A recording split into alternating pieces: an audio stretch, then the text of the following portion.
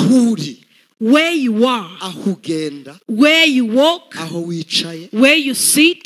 Imana ihafite ibikoresho bikwiriye bishyitsi Imana yakoresha imibereho igakomera. Yaravuze ngo kandi ntanezezwa n'umubabaro abana b'abantu bahura nawo. Ntabwo binezeza Imana.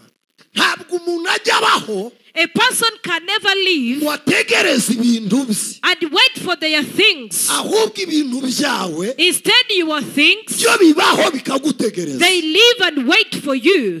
Aho ngeze navuga nitonze kugira ngo munyumve. Bene uyu muntu Now, this kind of person, aba ameze nka Brende, ni nka Charles de Combe, ni nk'ibifaru, aba ameze nk'igifaru. Mu mwanya wawe in your space, hari abana bawe b'umunezero. there are your happy Mu children. mwanya wawe In your space, hari akazi kawe keza. there is your nice Mu joy. mwanya wawe In your space, hari iyo kurota zigasohora. there is your dreams and Mu the mwanya wawe fulfillment. In your space, hari iyo umugisha wawe. there is a blessing of Kubera yours. iki? Ijwi ry'umukanguzi. Twongere dushimira Imana tuyikomera amashyi. Let's put our hands together for the Lord again. Umuyobozi wa gahunda nawe Imana muhe umugisha. And may God bless the program reader. Amen. Amen. Twakiriye n'umusemuzi wacu, karibu cyane mu nzu y'Imana. Amen. Reka worship tubasabe mushyike mu byimbo byanyu, Yesu abahe umugisha. Worship team, you may be seated. May Jesus bless you. Amen. Amen. Bwira mugenzi wawe ngo umugoroba mwiza. Tell your neighbor that a great evening to you. Aha ni mu nzu y'Imana, kubimwifuriza nawe uba wiyatuyeho umugisha. This is the house of the Lord, declaring that over them is also a blessing to you. Niryo sezerano Imana yahaye abizera, yaravuze ngo uzabasabira umugisha nawe azaba abaye umugisha. That's the promise God gave the believers, that whoever shall ask blessings for you shall also be blessed. Amen. Amen. Dufite amahirwe akomeye iki cyumweru tubanye cy'iminsi 7. We have a great pleasure for this week. We've been together of 7 days. Imana yaganiriye natwe ibintu byinshi mu byanditswe byera. God have talked to us about so many things in the Holy Scriptures. Ku migisha yo mu bitekerezo. And the blessings of our minds. Imana ishimwe. Praise God. Ijambo ry'Imana ryarambwiye ngo uwigisha agabane byose n'uwigishwa. The word of the Lord have told me that let the teacher share with the learner. Shimiye Imana rero kubw'imigisha Imana yaduhaye muri iki cyumweru. I'm so grateful to God for all the blessings God gave us this week. Uyu mwanya ndagira ngo dusome ijambo ry'Imana mu butumwa bwiza bwanditswe na Matayo. This moment I want us to read the book of Matthew. Ni igice cyaho cya kabiri. It is chapter 2. Umurongo waho wa mbere dusoze n'umurongo waho wa kabiri. 1 up to 2. Matayo gice cya kabiri. The book of Matthew chapter 2. Abantu bose barahazi, ni igitabo abantu batayoba ko nicyo gitabo cya mbere mu isezerano rishya. It is the book everyone should know. It is the first book in the New Testament. Bamaze kwadushyiriraho. Haravuze ngo Yesu amaze kuvukira i Betelehemu mu gihugu cya Yuda, ku ngoma y'umwami Herode haza abanyabwenge baturutse iburasirazuba bajya i Yerusalemu, barabaza bati, murongo wa kabiri, umwami w'abayuda wavutse ari he ko twabonye inyenyeri ye turi iburasirazuba none tukaba tuje kumuramya? Amen. Amen. Akire neza iri jambo ry'Imana. Receive the word of God. Igitabo cy'Itangiriro ntabwo turi buze kwasubiramo hose ngo tuhasome. In the book of Genesis, although we won't read the whole scriptures, ijambo ry'Imana ritubwira ku muhamagaro wa Aburahamu aho umuyobozi yari ari kuvuga. the word of the Lord tells us about the calling of Abraham, where the program leader was speaking about. Aburahamu ahamagarwa yari umukarudaya. When Abraham was being called, he was a Chaldean man. Bibiliya iratubwira ngo Imana yamukuye muri Uri y'Abakarudayi. The Bible tells us how God brought him out of Uri of Chaldean. Aba Bakarudaya twarababonye ku ngoma y'umwami Nebukadineza nibo bagambaniraga abanyamwuka bari Babuloni. We have seen those Chaldeans. They are the one on the throne of Nebuchadnezzar who was betraying against the believers. Twarabibonye uburyo Abakarudaya aribo bari abacunnyi, abarozi, abapfumu, abashitsi n'abakonikoni nibo bari bashinzwe communication y'umuntu na Satani. We have seen how the Chaldeans were the one who was in charge of every witchcraft. There were sorcerers, there were witches, they were in charge of the communication between people and the devil. Iki cyumweru twagize umugisha wo kuganira ibintu byinshi, nitugize umugisha wo kubyumvira no kubishyira mu bikorwa nibwo tuzakira impinduka z'ibyo twumvisha. Now this week we have had a chance of listening to a lot of things. Now if we get the chance to put it in actions, our life is going to change. Kuko ijambo ry'Imana rishaka ko turyumva ariko twamara kuryumva tukanaba icyo ryavuze ko tu. Now we need to hear the word of the Lord, but we also need to turn to put into action what the word of the Lord says. Imana ishimwe. Praise God. Imana imuhamagara. When God called him, yamuhaye amasezerano abiri ndagira ngo tuze gukura mu insanganyamatsiko mu isezerano rimwe. God gave him two covenants. I want us to get a theme in one covenant. Imana ihamagara Aburahamu yamuhamagaye nta mwana agira ariko afite umugore bamaze igihe kirekire. When God called Abraham, he called him, he didn't have a child, but he was married, and it has been long since they were married. Imana iramubwira ngo haguruka uve mu gihugu cyaso, ibyo twarabiganiriye kugira ngo nguhindure ubwoko nawe bukomeye. God told him that leave this country of your father and go to the country and I will show you, so that I could make you a great nation.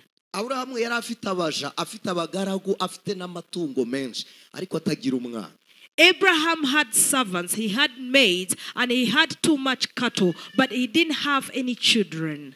Imana irangije isezerana nawe umugisha iravuga ngo kugira ngo uwo mugisha uhoreho nuko urubyaro nzaguha arirwo nzaheramwe amahanga yose umugisha. And God gave him a blessing and said, for this blessing to be acted is that I'll give you a descendant, and that descendant is the one that is going to carry out the blessings I'm going to give you. Imana imusezerana umugisha wo mu rubyaro kandi nta rubyaro agira. Now God gave him a blessing of an offspring, yet he didn't have any children at all. Nkurikije iminsi tumaranye twakagombye kuba twatangiye kumvana n'ubundi. Now according to the days we spent together, we are supposed to have been listening to hearing something. Imana ibwira Aburahamu imigisha yo mu rubyaro kandi Sara ataronsa ataraheka ataratwita. Now God promised him blessings of an offspring, of a descendant, why Sarah had never had even one children to breastfeed.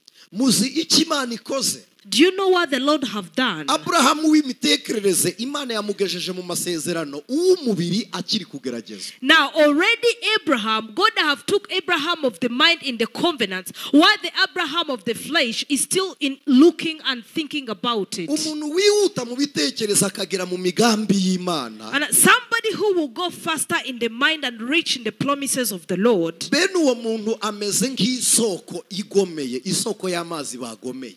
Such kind of person is like a source of water that will never stop. Niyo wakubaka ugashyiraho beto ntushobora kubuza amazi y'isoko gutamba. Even if you can build and put in some big stones, you will never stop the source water to flow. Umuntu uzinduka mu mitekerereze akagera mu mugambi w'Imana, umubiri ukiri mu ishusho yo kugeragezwa. Why somebody who wakes up in the morning and they reach the plans of the Lord in their minds, while their flesh is still in the flesh in the trials, that kind of a person is great. Bene uwo muntu agwa nabi ababisha be. Such kind of person frustrates his enemies. Imana ishimwe. Praise God. Bibiliya iravuga ngo bazagwa ruhaba bataramufata, nuwo uzindura ibitekerezo bikajya mu migambi y'Imana. The Bible says that they will fall before they catch him. That is the one who wakes up early into the minds of the covenants of God. Aburahamu yumvise isezerano, Sarayi ntiyumva isezerano ry'Imana. Now Abraham heard the covenant, but Sarah did not hear the covenant of God. Sinshaka kuhatinda. I don't want to take long there. Imana igaruka gukonfirma isezerano isezerano ryayo na Aburahamu. Now God came back to confirm his covenant with Abraham. Imusanga mu nzu. And he found him in the house. Iramubwira ngo reba hasi. I told him, ni ka geste gatoya cyane kubika umutwe. Iramubwira ngo ngaho bari umusenyi wo kuta. And then God told him that just set your eyes on the ground. It was a small task just to count the sand on the beaches. Iramubaza ngo uwo musenyi wabarika. Now God asked Abraham, can you count that sand? Aburahamu abwira Imana ngo hoya ntabwo wabarika. Abraham said, no, it is uncountable. Ntabwo bisabye Imana gukura Aburahamu aho ari kumwereka urubyaro rwo ku musenyi. Rubarira huri kuko nta sombwe rufite. It doesn't require God to take Abraham from where he is to take him to the ocean to count that sand. No, count it from where he is standing. Hari urundi rubyaro rwasabye Aburahamu aksiyo igikorwa kugira ngo yongere narwo rubari. Now there is another descendant that asked Abraham to do actions so that he can count it. Iramubwira ngo Aburahamu ngaho sohoka nugera hanze urarame urebe kwijuru. Sinzi niba mwumva iyo ntera iri hagati y'izo mizare ebyiri. And then God also asked Abraham that get out and set your eyes in the sky and tell me the stars that are in the sky. I don't know if you hear the difference. Urubyaro rumwe kurubara bisaba kunama, urundi rubyaro bigasaba kurarama. Biravuze ngo rusumba n'umuntu uri kurubara. Now the first descendant requires for them to bow and look on the ground. The other descendant requires to look up in the sky. It means that it is greater than even the one who is counting. Iramubwira ngo urubyaro rumwe ruzamera nk'umusenyi, urundi rubyaro rumere nk'inyenyeri. And God told him one descendant will be like the sun and another descendant will be like the stars in the sky. Kuvuga ngo ruzamera nk'inyenyeri, meaning it is going to be like the stars. Twagiye tuganira ibintu by'ubwiru bwinshi, harimo ibintu abascientifique bahishe cyane ku nyenyeri hagati y'isano y'inyenyeri n'umuntu. We have spoken of so many mysteries, but there are some things the scientific people have hidden that have the meanings, the relations between human beings and the stars. Ariko tugarutse Bibiliya iravuze ngo abanyabwenge b'iburasirazuba. But coming back, the Bible have said that the wise men from the eastern baje i Yerusalemu baravuga ngo umwami wavutse ari akantu nshaka ngo ko twabonye inyenyeri. They came to Jerusalem and said that where is the king that was born, because we have seen his star. Bisobanuye ko Yesu afitiye inyenyeri igaragaza ko ari we wavutse. Which means that Jesus has his own star that clarifies that he was born.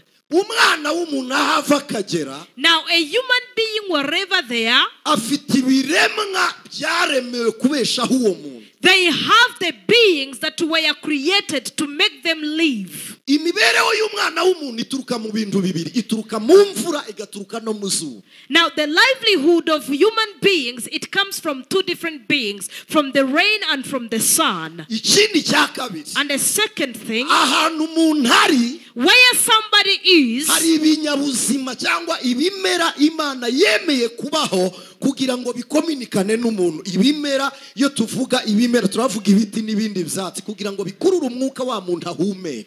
They are living things God have created so that they can compensate or they can help a human being to breathe and live. We are meaning grass and other green things. Hakaba rero n'ibindi Bibiliya iravuga ngo Imana imaze kurema irema ibiva bibiri irabitandukanya ngo amanywa ndetse n'ijoro. And then when God also was creating, he created two atmospheres. He created the day and the night. Ndaza kubinginga kubw'umwami wanjye Yesu munyumve kugira ngo tuze kuganira ijambo ry'Imana. I'll beg you for the love of Christ so that we can all have an understanding for the word of the Lord. Amanywa aha tuvuga ngo ni kumanywa. Now this time where we say it is during the day, abantu bize geography, people who have studied geography, murabizi ko twese tubeshwaho n'urumuri ariko kandi ruturuka ku zuba. Refraction y'urumuri igakubita ku bicu, ibicu bigatanga umucyo n'izuba ryaba ritari kugaragara. You know, we also live by the light. The light also is something that goes to the sky and will give a reflection to us, and then we will see while it is not even the sun. Mu buryo bw'umwuka cyangwa buri bwa biblique. Now in the spiritual way or in a biblical way, iyo Bibiliya ivuga izuba ibivuga Kristo Yesu. When the Bible speaks of the sun, it is meaning Christ. Ko Bibiliya iravuga ngo niwe zuba ry'agakiza kacu. Because the Bible says he is the son of our salvation. Zaburi ya 84 Uwiteka n'ingabo kandi n'izuba n'ingabo inkingira. Psalms 84, the Lord is my shepherd, is my fortress. He's the sun and he's the fortress that saves me. Iyo Bibiliya ivuga ukwezi, when the Bible speaks of the moon, ibivuga abahanuzi n'ababwiriza butumwa. it means the preachers and the prophets. Iyo Bibiliya ivuga inyenyeri, when the Bible speaks of the stars, ibivuga abakristo. it means the Christians. Ibivuga ubwiza bw'itorero. It means the good of the church. Ibivuga umucyo w'umuntu ku giti cye. It means the light of somebody personally. Uzasoma Bibiliya ayivuga ngo izuba rizijima, ukwezi guhinduka amaraso n'inyenyeri zizime. You read a word that will say that the sun will shut down, the moon will shut down, and the whole atmosphere will be filled by the blood. Byasohoye mu gitabo cy'ibyahishuriwe Yohana itorero ry'Isimuruna ritotezwa abakristo miliyoni mirongo bakitwa bazira Yesu. It is in the book of Revelations where the church of Smyrna was tortured because of Jesus Christ. Nimusoma amakuru yo muri iryo torero rya Simuruna, Bibiliya iravuga ngo ndetse ngo mugiye gukubitwa muzira izina ryanjye ngo n'abandi bashyirwe mu nzu y'imbohe. And if you read the scriptures in that church of Smyrna, it says some of you are going to be beaten up because of my name, and some of you will be put to prison. Hari ikintu cyabaye umunsi Yesu atanga amaze kuva mu mwuka, immediately akiri Golgotha amaze gupfa. There is something that happened as soon as Jesus Christ got out of breath and died in Golgotha. Habaye ubwira kabiri. There was a night during the day. Ubwira kabiri si ku manywa si ninjoro, ni intambara y'umwijima n'umucyo. Now an eclipse is not at night, is not also during the day. It is a battle between day and night. Kubera iki umucyo ubuze? Why is the light going away? N'umwijima ntuhore. And why is not there the darkness? Bishe umucyo w'isi ni Kristo. They have killed the light of the world, who is Christ. Hanyuma n'ubwire tiburi bugumeho kuko umucyo wasamwe no guhindura umwijima ukaba amanywa. And then the night won't be there because the light have come to change the night so that it becomes the day. Nicyo cyatumye yugurura umwenda wahera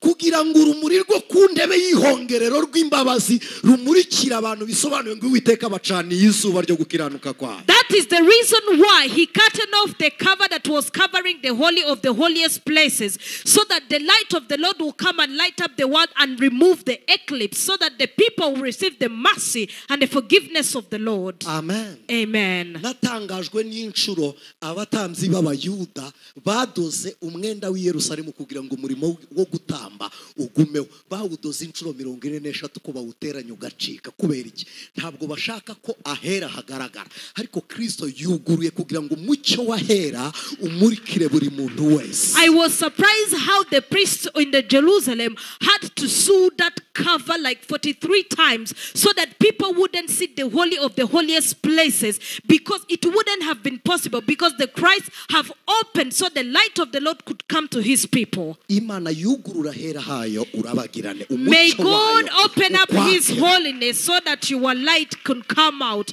Let his light wear your life. Imana ishimwe. Praise God. Ndumva nshaka kuganira namwe hejuru yo gucana inyenyeri yawe. I want to talk to you above lightening up your star. Ukwezi, the star, gushushanya ababwiriza butumwa kubera iki? it represents the preachers. Why is that? Ntabwo tubwiriza ubutumwa bwacu. We do not preach our own gospel. Tubwiriza ubutumwa dukuye kuri Kristo. Now we preach the gospel we have got from Jesus Christ. Ukwezi kutagira urumuri ahubwo kumuri kumucyo gukuye kuzuba. Now the star doesn't have any light. Instead, it shines up the light it gets from the sun. Biravuze ngo ubuzima bw'izuba niyo mibereho y'ukwezi, n'ubuzima bwa Kristo niyo mibereho y'abantu Imana yahamagaye. Now it means that the life of the sun is the livelihood of Christ, and the livelihood of Christ is the life of the people whom Jesus have given.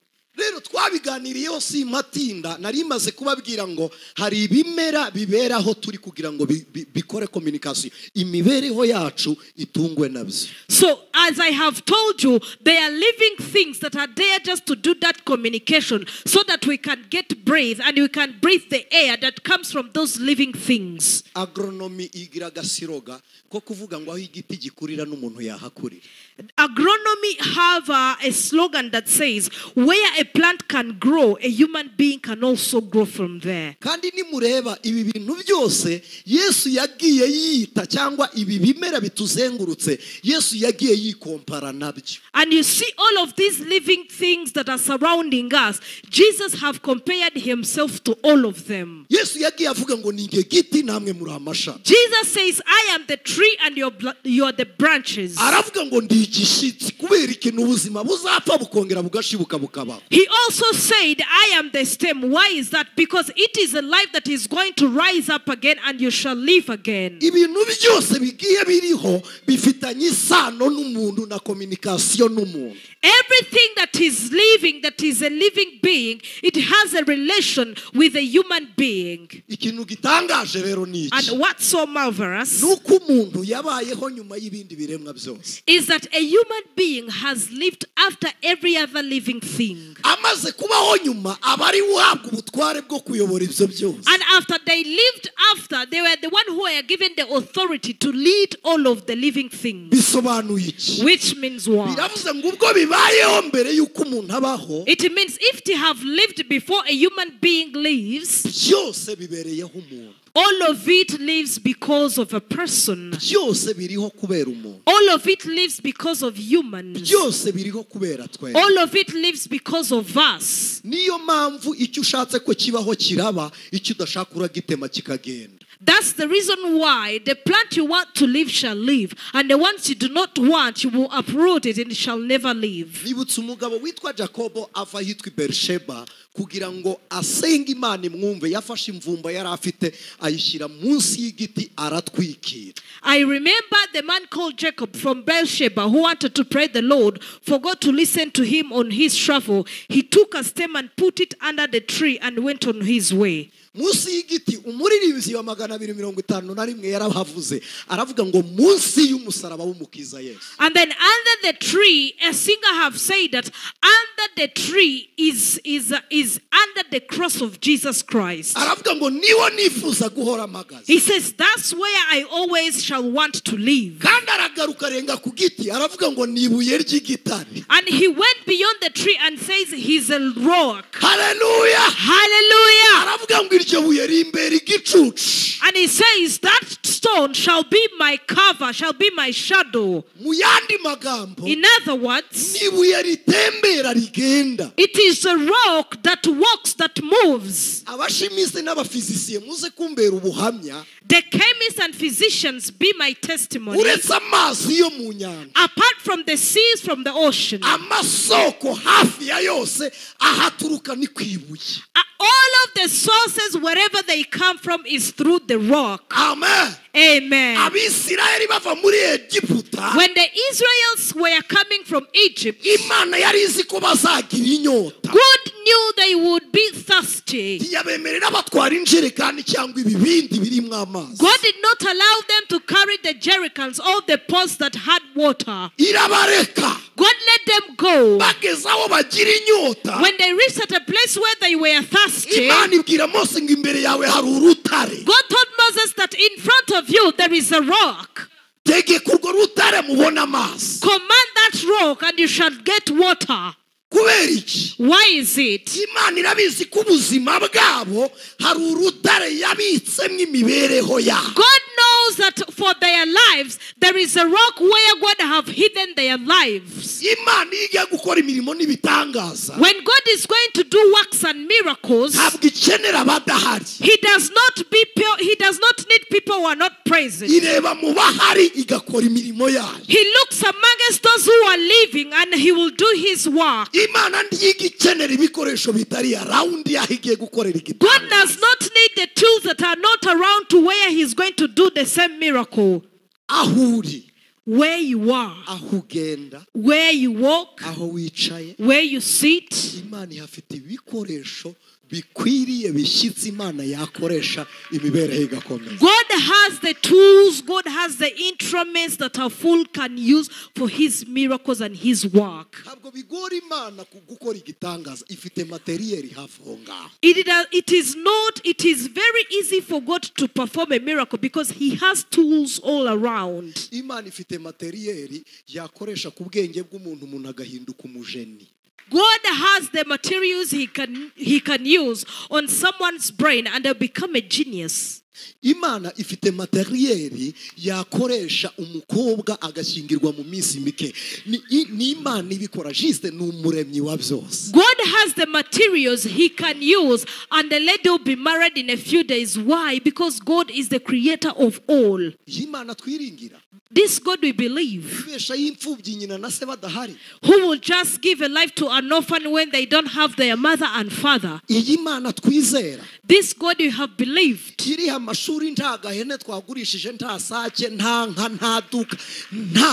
will pay for school fees while we didn't have any goats to sell or any cows to sell or any chickens to sell without nothing. Ibikoresho vyibanze byo gukora kugira ngo imirimo yayo ikoreke kuri wowe Imana ibifite hafi yawe. Now the basic tools the Lord needs for your life to change, God has all of them around you. Amen. Amen. Hafi aho ngaho. Close to you. Now your blessing is amongst the people close to you.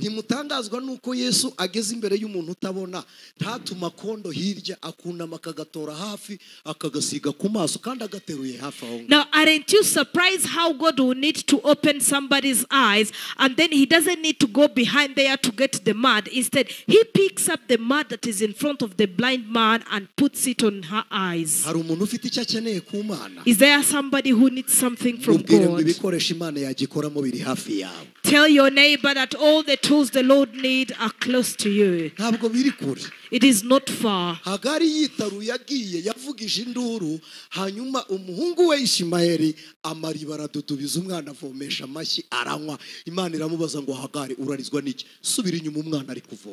Haggai was in the wilderness, he went on a side and cried a lot from the Lord, and the child was slitting his feet on the grounds, and then the water came in and the child began to drink water. Then God told Haggai, why are you crying? Go back to your child. The child have got water. Do you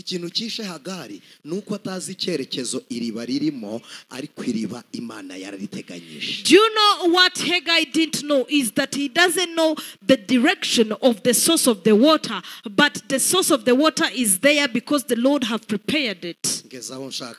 Now I am where I need. Now what Haggai needs, she knows, but where it is, she doesn't know. Abantu benshi turi kumwe mwari no teraniro icyo mushaka murakiza ariko aho mugishakira hamuna abari. Now most of you in this church, you know what you need, but where you can get it, you are not aware. Preach, man of God. Amen. Preach. Hallelujah. Vanessa na wabafashishwa kagashiramo.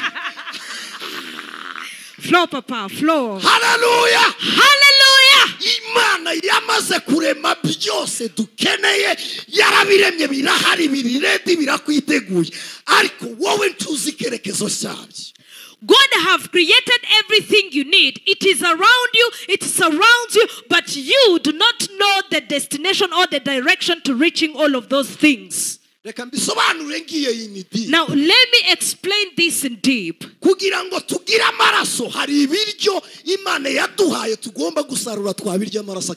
Now for us to get blood flowing into our body, there is a such kind of food that the Lord have created for us to eat that food, and if we eat it, we are going to acquire blood in our vessels. And there are other foods God have created we eat and we will receive strength. And there are other as we eat and we get calcium, and our bones are going to be strong. hari n'ibituma imisokoro yacu ivura ikarema amaraso akaba menshi ibyongera amaraso byose turabizi. And there are some that will be a great help to our bone marrows, and then it will produce blood to our vessels. We honor all of those. ibyo nibyo abashimize bagenda bahuza bakareba icyo bimariye umuntu waba warwaye bakareba icyo ubuze bakabikura mu by'Imana yaremye bakabigutera mu maraso ukongera ukabaho n'uwo muti. Now that's what the chemists do. They just look at the problem you have and they'll just manufacture some things out of the living beings God have created. They will just inject it into your blood, and then you shall live. Ni ibintu byoroshye ko kafani nikikaraga gutya gusa karaza gufata oxygen hari hanyuma kayihindure direction ninkubitaho numve norohewe ubushyuhe bushire. Ndi ibintu biri mu mitekerereze y'abantu ariko bituruka mu bindi Imana yari. Then it is something easy for somebody to think that if they create this fan is going to attract some oxygen, and that some oxygen is going to create some air. If that air comes to you and distributes that air, you're going to feel comfortable and well. Kugira ngo ibi wa muyaga ubeho, for that air to live, tubone na yamvura nuko Imana irema ibiti igiti cyanyeganyega umuyaga ukabubayeho. And for us to get the rain is God to create a tree, and the tree will just wave, and then to bring the air will go and form the rain, and the rain will come and will leave. Iyo umuyaga ubayeho umuyaga ni ubyara imvura ibintu byose bituruka mu bindi Imana yari. When there is air, the air is the one which is going to create the crowd, and the crowd will create air. Everything lives in what the Lord have created. Hanyuma kugira ngo bya bimera bimere nabyo bikeneye rya zuba. And now for the living things to grow, they also need that photosynthesis. Bikeneye ziriya mbaraga z'ubushyuhe bwari. They need that power of that heat. Hari abantu benshi batumva icyo nshaka kuvuga ariko ndacyari kuganira namwe ijambo ry'Imana ndagera ku ntego yari. There are some of you who haven't yet understood what I'm saying, but I'll reach on the goal of the word of the Lord that I want to tell you. Isi ntishobora kugira ubuzima hatariho izuba, natwe ntitwajyaga kugira agakiza Kristo adahari. The world would not have life without the sun. Also as well, we couldn't have life without Christ. Bibiliya igaragaza amashusho menshi y'Imana ikayigaragaza nk'Imana ihora inzigo igihe izashyirira abanzi bayo munsi y'ibirenge byayo. Now, the Bible shows God, and he shows the vengeance of the Lord to the time God will come and have his vengeance and put his enemies on his feet. Hanyuma uwo mushinya Imana yawukubiye mu byanditswe ibigereranya no gutwika kw'izuba iravuga ngo rizarasa rikongore ngo ariko rizaba rifite gukiza mu mababa yaryo. And now all of that anger, the Bible have put it together in the sun that says that the sun will burn, but also that heat, it is so engulfed in the mercy of the Lord. Ariko rizakiza nde? But who is it going to save? Ijambo ry'Imana ryarambwiye ngo abasore b'imigenda bazagenda baruhe ngo ariko abategereza Imana bazasubizwamo imbaraga. The Bible have said that young lads shall walk and become feeble, but for those who wait for the Lord, they shall renew their strength. Bibiliya iravuga ngo bazakinagira nk'inyana zo mu ruhongore. The Bible says that they shall jump as the calves in the cowsheds. Ariko umuntu wizera ni igitangaza mu isi y'abariho. A person who has faith is an amazing person in the world of the living. Bazaba bari gupfa ariko wari gukinagira nk'inyana zo. Now the kings will be dying, but he will be jumping like a calf. Hari igihe njya nkumbura umunsi w'Uwiteka ngasubizwa inyuma n'icyanditswe kivuga ngo havumwe umuntu wihutisha. Now there are sometimes I miss the day of the Lord, and then again I am backslided by the scripture that says that they shall be cast those who make it come faster. Abantu bize geography reka nkagarukeho. For the people who have studied geography, let me come back on that. Baravuga ngo ikintu kinini ngo gikurura igitoya ngo niyo mpamvu tujugunya kabuye isi kuko ari nini ikongera igakurura kakabuye kakongera kakagwa hasi. And it says the bigger things, the gravity of the bigger things will attract the small item, and it shall come back and fall to the ground. That's why that's the reason why you throw a stone and the gravity brings it back down. Baravuga ngo niyo mpamvu avoka igwa ihanutse ntije hejuru. That's the reason why an avocado will fall and it will come to the ground instead of going upwards. Amen. Amen. Hallelujah. Hallelujah. Aha naba mbavunnye cyane mbabwiye ngo umuntu ufite imitekerereze minini ikintu ke kiza kimusangaho kugira ngo ajye kure yacyo. Now, it would be hard for you to tell you that for somebody who have a bigger mindset, their things will come to them instead of falling far away from them. Amen. Rero nari bivugiye iki by'ingano y'isi. Now, why did I say about the bigger the size of the world? Abizera, the believers. Bibiliya itubwira umunsi wo gutaha kw'itorero uburyo tuzasanganira Kristo ku bicu. The Bible tells us on the day of going of the church, the Bible tells us how we are going to meet Jesus into the atmosphere. Mu gihe abafizisiye batubwira ngo nta force pesante dufite zizatuma tuguruka, Kristo aravuga ngo ntimugire ubwoba tuzamusanganira. Now, by the time the physicians tells us that we don't have any force that will aid us to fly, but the Lord tells us that we will have wings and fly to him. Umuntu w'imitekerereze ifunze ntabwo ajya yirukanka ngo atere intambwe ebyiri atarakandagira hasi cyangwa eshatu, ntabwo bijya bishoboka. Ariko umuntu w'imitekerereze ititaweho idafite logique, umuntu wo mu nzozi ararota akavuduka mu ndege akayisiga. Now, somebody with a closed mind, they cannot run without putting their feet on the ground. But somebody who have a bigger mindset, they will just fly and fly more than an airplane. Kandi ubwo mugira ngo biriya bintu ntibibaho, birahari kubera iki subyuka wananiwe, hari igikorwa wakoze. And you think that thing does not exist. Why sometimes do you wake up so tired? Why is it? It is because there is an act you have done. Aho hantu biology ntabwo izahariho na science ntizahariho. Ntabwo bazi ngo iyo umuntu ari kurota bari hehe, ntabwo bahazi. Biology and science are not aware of those atoms. Now, they don't know where somebody is when they are dreaming. Ariko iryo ni isanzuru Uwiteka yasigiye umuntu w'imitekerereze itari muri formule, itari mu biki, araguruka akanyura aho ngaho. Niyo mpamvu Yosefu yabonye imibigwa hasi kandi ari muto muri we. But that is a dimension God have left with his people to fly and be comfortable in the spiritual realm. That's the reason why Joseph saw people bowing and humbling themselves before the Lord. Rero izuba n'ubuzima bw'amanywa hanyuma bukaba n'ibwa nijoro ariko bunyuze mu kwezi. Now the sun is the life of the day, and it is also the light it is also the light of the night through the moon. Hanyuma inyenyeri, and the stars, bikaba gukiranuka kw'abizera. It is the righteousness of the believers. Amen. Amen. Nta kindi Bibiliya yaravuze ngo Imana ifata inyenyeri zose ikazita amazina kandi ikazihamagara zikumva. N'abakristo yarivuze ntabwo ari inyenyeri zo ku bicu. Now there is nothing else. Now the Bible have said that the Lord have given names to all of the stars, and whenever he calls each star, it responds to its name. Now that means all of those stars are not just real stars, they are his people he have created. Rero hari ibintu bibaho mbere y'uko ubaho ariko bibereyeho wowe. Now there are some things that lives before you leave, but they are living because of you. Ntabwo Imana yakora ikosa ryo kurema Adamu itararema Edeni. Irema Edeni mbere ya Adamu. God can never do a mistake of creating Eden before he creates Adam. Instead, he will create Eden first and creates Adam later. Kandi Imana yiremye Adamu iba yararemye n'ibizamutunga. And when God creates Adam, he have also created something that is going to make him live comfortably. Ibyo biroroshye. That is easy.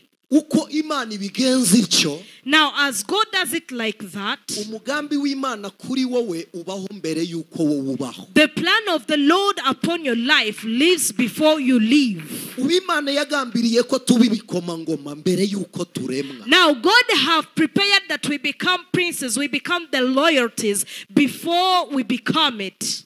Iyo igikomangoma kitimenye kirarana na rubanda kandi kikisasira ibya rubanda ntikigira ubutwari w'abandi kuko kitigeze kimenya, ariko Imana yaduhaye ubutwari. When the royal person are not aware of their situation, they will go and just go lay with the commoners. But God have prepared and planned that you become a royal person. Ikindi cya kabiri. And the second thing, ibintu byose bizakubaho. Everything that shall happen upon you, Imana ibiteganya mbere y'uko ubaho. God plans it before you leave. Nabyo bibaho bigutegereje. And it also lives waiting for you. Ntabwo umuntu ajya abaho. A person can never leave and wait for their things. Instead, your things, they live and wait for you. aho ngeze ndavuga nitonze kugira ngo munyumve. Now where I'm here, I am going to speak it bit by bit so that you will understand. Iyo Kuro adakenyeye umwitero ngo abe umwami, when Kuro doesn't put on his clothes and become a king, Beluteshazari aba awukenyeye ariko umukenyero wa Kuro uriho. now Belshazzar would have put on the garment, but the garment of Kuro has been living ever since. Ntabwo mbizi niba turi kugenda. I don't know if you're going together. Burya nubwo Hana yarira akaboroga Peni nagaseka, ariko burya Hana mwisi y'umwuka ni mama Samuel.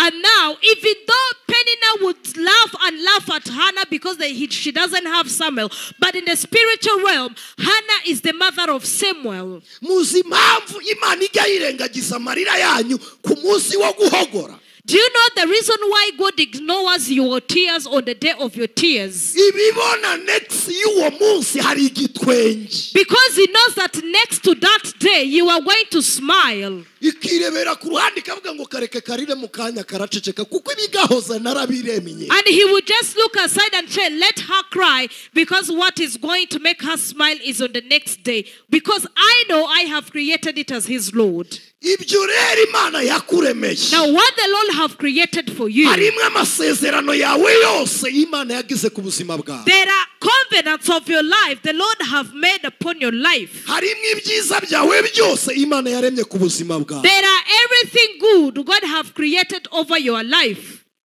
Ndi imbere yanyu In front of you, nkoresheje ukuri kwa Bibiliya n'ukuri kw'Imana. using the truth of the Bible and the truth of the Lord. Nta muntu n'umwe Imana yashyiriyeho kubaba. There is no single person God have created to grieve. Nta muntu n'umwe Imana yaremye ngo ababare. There is no single person God have created to grieve. Muririmbyi yaririmbye ngo iki? What has a singer sung? Yaravuze ngo kandi ntanezezwa n'umubabaro abana b'abantu bahura nawo, ntabwo binezeza Imana. It doesn't please the Lord for His people to become sad and grieve. Ibyo byose bituruka hehe se kandi Imana itarabidushyiriyeho? Biremwa n'abandi bantu bagenzi bawe ariko Imana ntigeze. And now where does all of that comes from? Why the Lord have not created it? It is created by other people who brings it into your life, but God has never created any of those. Hari ibintu wahuye nabyo Imana itigeze kuremera. There are inshuti things. zawe zarabiremye kuko uri connected nazo bakugaburira kuri uwo musa wa vino yabo. And now there is nothing bitter you are going through God have created for you. Instead, your neighbors and friends, they are the one who created this, and they have shared you with the bitterness of their life. Niba igiti giguha umwuka uhumeka ukabaho, n'umuntu azarema umubabaro nawe ubabare. Now, if a tree will create breath for you, will create oxygen for you, and then you breathe that oxygen and live, also your friend shall create bitterness, and you will breathe it and become sad. Umuntu yarema n'umunezero nawe ukawishima. Bibaho ko hari abantu babera abandi ibyishimo cyangwa bakababera amarira. Somebody could also create joy, and you breathe on that joy and share on that joy. It is true, it happens. Imana iguhitiremo inshuti nzima y'umunezero. May God give you good friends that will give you joy. Imana iguha abantu bakubera ibyishimo. May God give you people who are going to please you. Kandi kugira ngo abo bantu bane nabo cyangwa ushobore kubamanaginga nuko udesida nuko ugira imbaraga z'icyemezo. And for you to live with those people is that you should that you should decide, you should be determined, you should have the power of determination and decision. Iyo Imana imaze kurema ibyo bintu byose ibibika mu gace gatoya kitwa igihe. After God creates all of that, He keeps it in a small thing that is called time. Ikabika hehe? He creates it where? Pero umuntu ikiganza muri kumubwira ngo igihe kigufitiye byinshi. Give a hand to your neighbor and tell them that the time has a lot it's keeping for you. Agahe gahera ku kantu gato cyane. Now, time begins from something small. Igihe gihera ku kantu gatoya tudapima umuvuduko wako bakita diore. Now, the time begins at something very small. You cannot count its acceleration. It's called diol. Hagakurikira kandi gatoya twita tsieris. And there is another one called a tear. Hagakurikira ko twita isegonda. And the next one is called a second. Hagakurikira icyo twita iminota. And the next one is called minutes. byose kugira ngo mwumve ko bigaruka kuri bwa buzima Imana yashizeho. Iminota ibyara isaha, isaha ikabyara umunsi, bakabikuba mu cyumweru, bakabihuza n'ukwezi. Dusubiye kuri ya mibereho y'ukwezi, bakabihuza n'umwaka, bamaze kubiconnectinga nicyo twita systeme 12 zigize inyenyeri. Aricyo gituma tubona amezi 12 y'umwaka. And then you see, after people have created that, so that those minutes, they become and makes an hour. An hour is multiplied into a week is multiplied into a month that comes from the moon, and then the moon creates years, which will bring all the 12 principles that makes a year. I love these things when I'm speaking to them with people who are awake.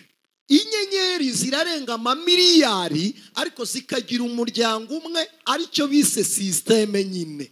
Now, all of the stars, the millions and the billions of stars, they are too many, but they have one family, which is called the system. Icyo twita systeme kigira umubumbu umwe aricyo twita galaxy. Galaxy ni itsinda ry'inyenyeri rikubiye mu matsinda 12 ariyo tugenderaho tugeneraho igihe cyose. Now that system, it is conjured in something we call the galaxy. The galaxy is also something we have in this planet. It is something that conjures up, that engulfs all of these living things as we count it.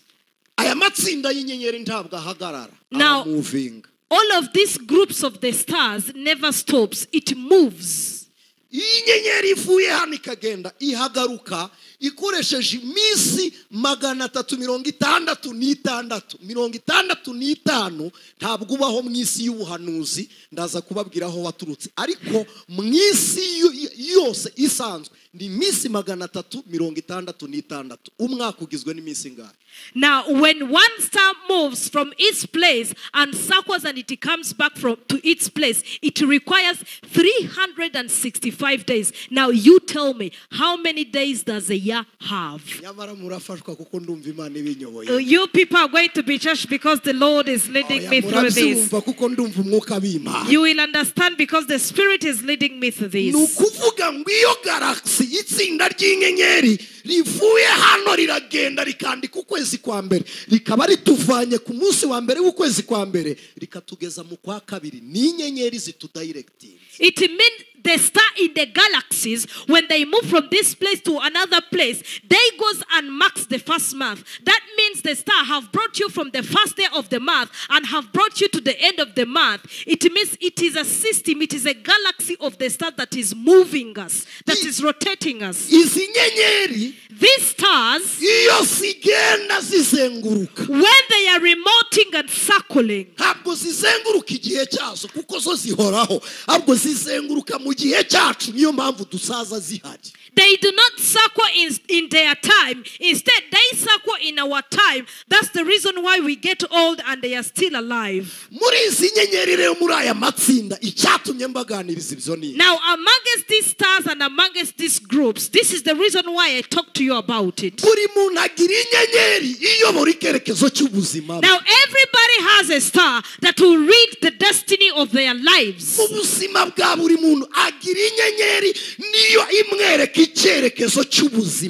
Now, in each person's life, they have a star. That's the same star that will show them the direction of their lives.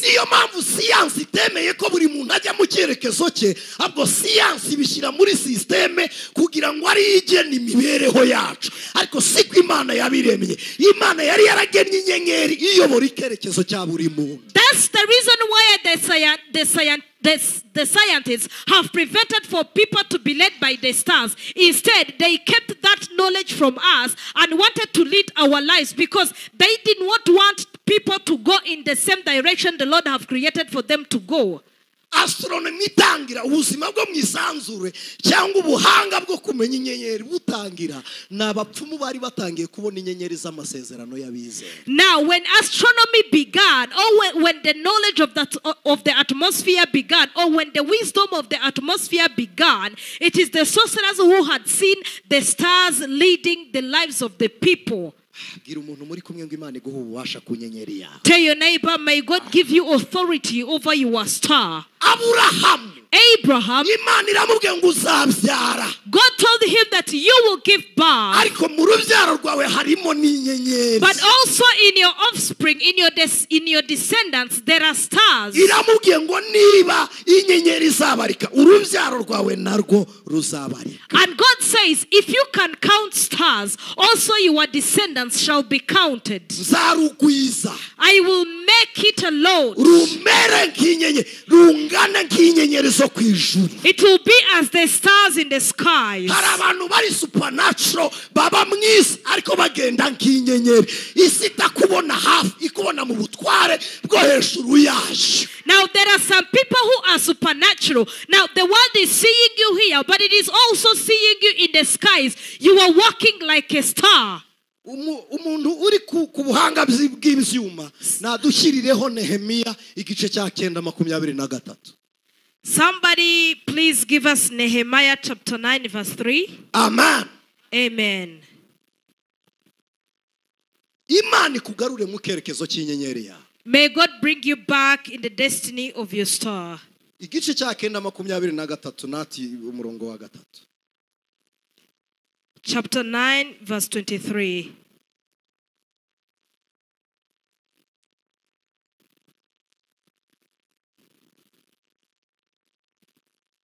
haravuze ngo kandi abana babo warabagwije bangana n'inyenyeri zo mu ijuru, ubashyira mu gihugu wabwiye ba sekuruza ko bazakigamo bakagihindura.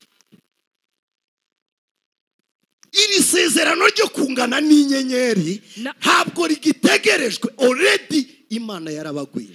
Now, this covenant of becoming as many as the stars, they not still waiting for it. Instead, it has been created all along. ikintu isi yamenye ni kimwe. Now, what the world found out was one. yamenye ko ubutware bw'uru rubyaro buri mu nyenyeri zawe. Now, it found out that the authority of this offspring, it is hidden in these stars. nimusoma Bibiliya igitabo cya Daniyeli, If you read the Bible in the book of Daniel, kiravuga ngo abahinduriye abandi kuba bakiranutse the some who has made others to be righteous, bazarabagirana nk'inyenyeri. they will shine like stars. Bibiliya ivuga iki mu gitabo cyo kubara? What does the Bible say in the book of Numbers? iravuga ngo mu bwoko bwa Yakobo It says in the people of Jacob, Imana izahagurutsayo inyenyeri. God will rise stars. aho n'igihe Baramu yari ari kwerekwa Kristo mu bwoko bwa Yakobo. That's where Balaam was being shown the people of Christ. igitabo cyo kubara The book of Numbers, igice cya 24 umurongo wa 17. chapter 24, verse 27. haravuze ngo ati ndamureba It says, I can see him, ariko si ubu, but it is not today. ndamwitegereza I can observe him, ariko ntandi bugufi. but they are not closer to me. inyenyeri zakomoka mu bwoko bwa Yakobo, The stars would come from the people of Jacob. inkoni y'ubwami zaboneka iturutse mu bwoko bwa Isirayeli. The rod of the kingdom will come from the people of the Israel. ngo izagiriza inkiko z'Imowabu, izatsinda hasi abaheti bose. It will break down all the Hessians. uru ni urubyaro rw'inyenyeri umugabo witwa Baramu yeretswe mu bwoko bw'Abisirayeli bari kuva muri Egiputa. Now this is a descendant of the stars Balaam saw when the people of Israel were coming from Egypt. nimwumva Bibiliya ivuga ngo inyenyeri zakomoka kwa Yakobo, ni igisobanuro ko Yakobo azabyara urubyaro ariko rukaba inyenyeri, kandi nta muntu ubyara inyenyeri ko muteri yo kubirere, ariko urubyaro rw'Imana mu muntu rukomparwa n'inyenyeri, rugereranwa n'inyenyeri. And now that's why you see they said that in the offspring of Jacob thou shalt be stars. These stars meaning the stars of the Lord, and these stars of the Lord are derived from the same people who were created by the Lord in the form of stars. Amen. Amen. abahanga bavuga ko inyenyeri zose zibaho ngo inyenyeri nini cyane ari izuba. izuba naryo riri muri sekte y'inyenyeri. Now, the wise men say that of all the stars that have ever lived, the biggest star is the sun. The sun is also in the kinds of the stars. rero aho tujya tuva mu gihe tujya mu kindi tuyoborwa n'inyenyeri haba mu buryo bw'umwuka haba no mu buryo buri fizike karandiriye zose zishyirwaho bakurikije imigendere y'inyenyeri. Now, wherever we come from, we are led by the stars. All the calendars were created according to the galaxies of the stars. Muratekereza abantu bakoze gutyo batazi ikinyenyeri zisobanuye ku bantu. Now, can you imagine people who have done such a things? Don't you know they know what stars means to the people? Ngeze ku musozo rero ndashaka gukonkirwa gufata conclusion hanyuma dusenge. Now, I'm at the end. I want to conclude and then we'll pray. Abanyabwenge bari burasirazuba. Now, when the wise people were in the eastern, barebye inyenyeri baravuga ngo iriya ni iy'umukiza. They look at the stars and said that star belongs to the Savior. Hagati yawe n'ibyawe habamwe inyenyeri igupresenta. Ibiri kure bikumenya biti hari inyenyeri ihuza umucyo wawe n'ibyawe bigukeneye. Now, between you and your belongings,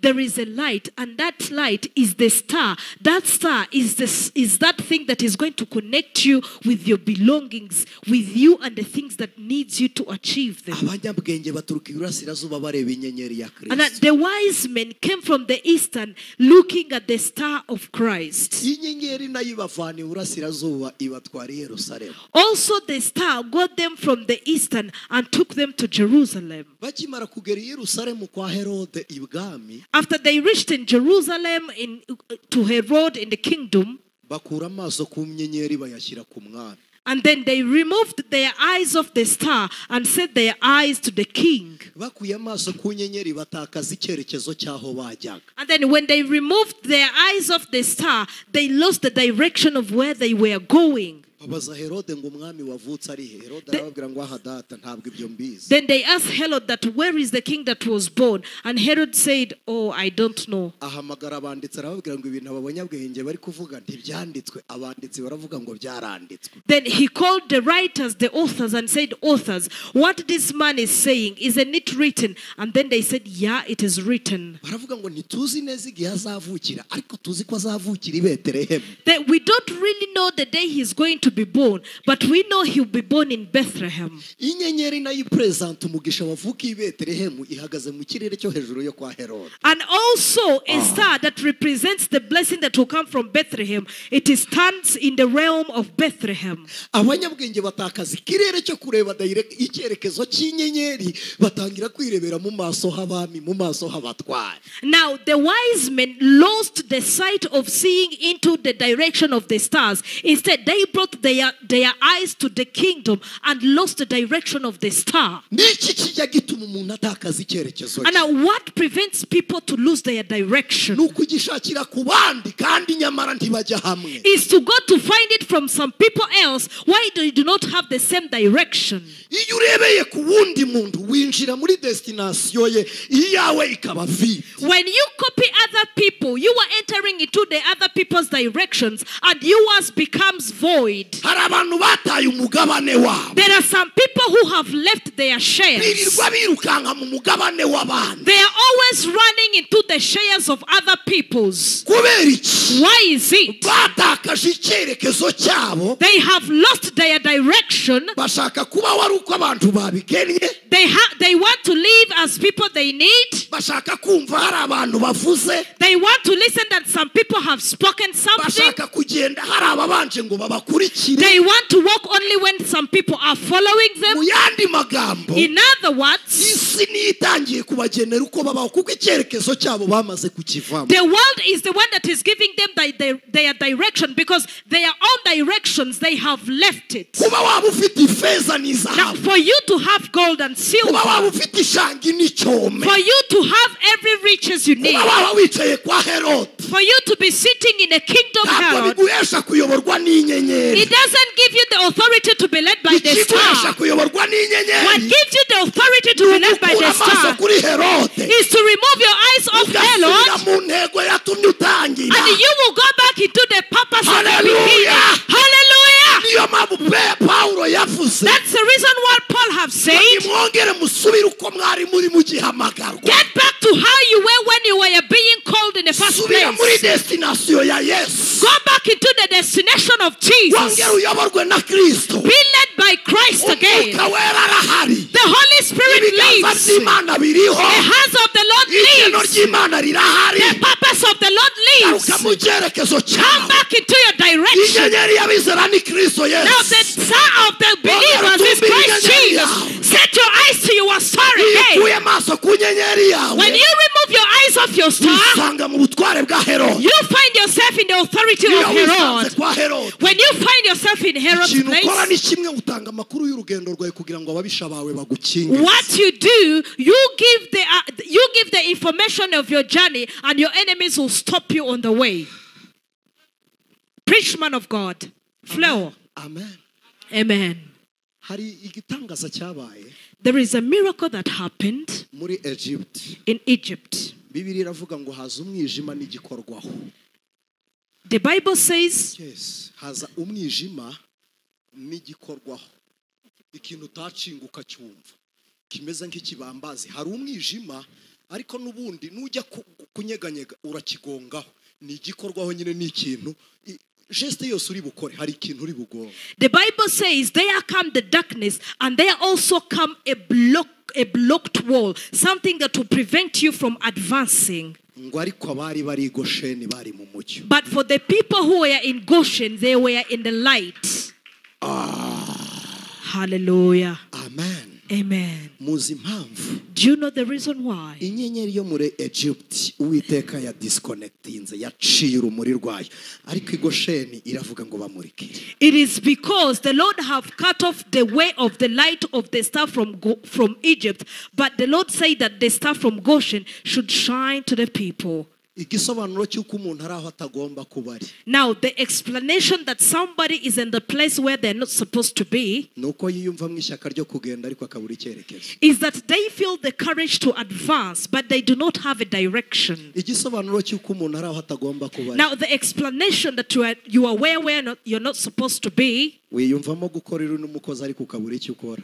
you feel like you want to work, but you do not know what you can do. Igisobanuro cy'uko umuntu ari aho atagomba kuba ari, The explanation that you are in the wrong place, wiyumvamo urukundo ariko ntugira urwakira. you feel love, but you do not have somebody to receive it. Igisobanuro cy'uko umuntu ari aho atagomba kuba The ari, explanation that you are in the wrong agira place, imishinga myinshi akabura uwo ashyira mu bikorwa. you have a lot of projects, but none of the projects you can put into action. Igisobanuro cy'uko umuntu ari ahantu atagomba kuba ari, Now, the explanation that you are in the wrong place, abantu ahahuriye nabo bose bamubera ibikomere. Ni isomo gusa ubigamo.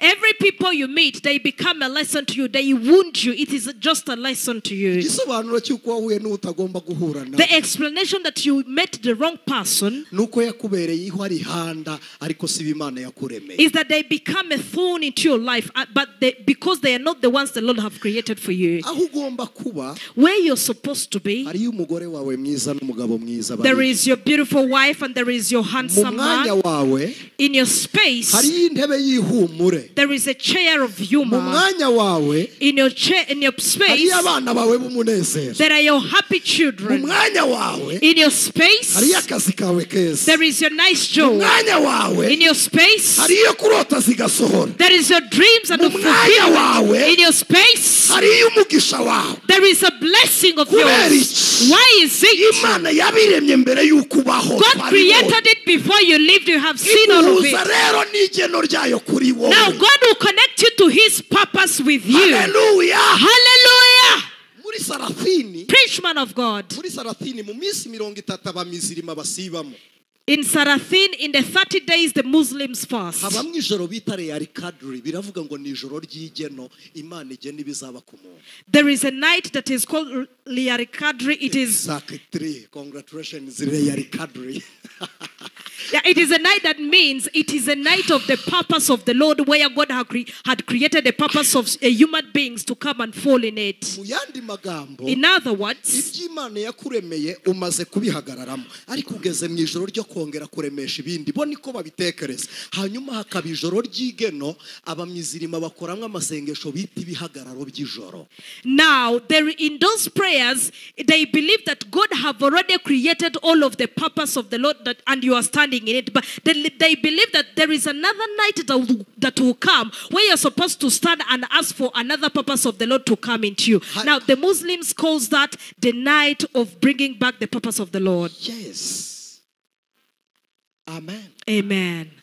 umuntu uzi icyo ashaka ntafata icyo abonye. Somebody who knows what they need, they will not grab whatever they get. N'umuntu uzi yajya ntakurikira uwo asanze mu nzira. And whoever knows their direction, they will never follow whoever they meet on the way. Akomeza icyerekezo cye. They just continue into their directions. Abantu bafite ingendo mu mutwe already bamaze gushika iyo bajya mu mitekerereze. Umubiri niwe usigaje kugira ngo batere intambwe bakandagira aho bari kujya. Hallelujah. Abantu baragiye. We have people whom their minds have already been set into their direction. It is already into their purpose. Even though their flesh is still here, but in their mindset, they are already into their future and into their purpose. Erega ibi bintu bikora no mwisi isanzwe mutagira ngo Anicet ari kubabwira amayoberane y'umwuka. These things also works in our flesh world, in our physical world. Do not think everything I'm telling you is only spiritual. Turebe abantu bizi icungamutungo hano. Let's see people who studied accounting here. Umutungo wa mbere uba hehe? Where is the first accounting? It is in your mind. Umutungo wa mbere uba mu bitekerezo. Your first riches are in your mind. Uwo mutungo niwo woburije umuntu kujya gukorera umutungo ugaragara. Now, that accountability is the one that bring you to work on the physical accountabilities. Muza amafaranga turunze mu mitwe. Do you know the amount of money we have in our minds? Dufite ibintu mu mitekerereze twamaze kubistoka ariko inyenyeri yacu yaratwikiriwe ntiturabona icyerekezo cyo kugira ngo tubigeremo. Now we have a lot of riches, a lot of accountability things in our minds, but our stars haven't yet led us to them so we can achieve them. Ubu hano dufite abantu kuri banke barazizengurutse muri mayindi ntagira agatabo ka konte nta na konte agira yuguruye ariko yarazizengurutse abitsa muri beka muri Eco banke arabitsa muri Equity na hehe. Hari abantu bateye batyo uzabasanga mu masengesho mu misozi hirya no hino bari mu njyana ya gititi yikoreye ibuye agenda nyeganyeza umunwa. We ari muraxi ari kurema ibintu. Now we have people who have a lot of money into their minds. They are all over all the banks. They are all over into the BK, into the Equity Bank, all of the banks they have traveled. That's why you will find some people into their mountains. They are carrying stones on their heads. They are shaking things all around. Nicho kintu. That's the thing. Niryo sengesho rya nyuma abisiraheli basengeraga mu banzi babo kugira ngo batamenye ibyari byo. Muzarisoma muri Zaburi baravuga ngo ni injyana yitwa gititi kunyeganyeza umunwa ariko batavuga. Now that's the kind of prayer the Israelites were talking about. It is called ididi. It's just shaking your mouth but you're not uttering any words. Itsaho usome ku mazi nta kibazo.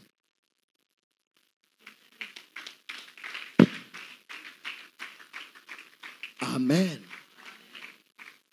Ibyo ntibisaba ko interpreta amen n'ururimi rusange. Amen. Hallelujah. Hallelujah. Imana ihabwe icyubahiro. Praise God. Rero inyenyeri yawe wongera guhura nayo gute kugira ngo ugaruke mu cyerekezo? Now, how do you connect with your star again so that you can come back into your direction? Preach, man of God. Flow. There is no single person. Bayobora bayoboye amaguru ye. They lead with their legs. Kugira ngo uyobore umuntu nuko aguha imitekerereze. For you to lead somebody is for them to give you their thoughts and their minds. Ese kuyoboka ni iki? Ni ukwemera. And what is becoming a follower is to believe. First of all, Kimwe cya mbere. fata imitekerereze yawe ubanze uyishyire muri Kristo. Wemere ko ayobora imitekerereze yawe. Take your mindset and put it in Christ. Allow him to lead your mindset. Now it has brought a battle into your minds.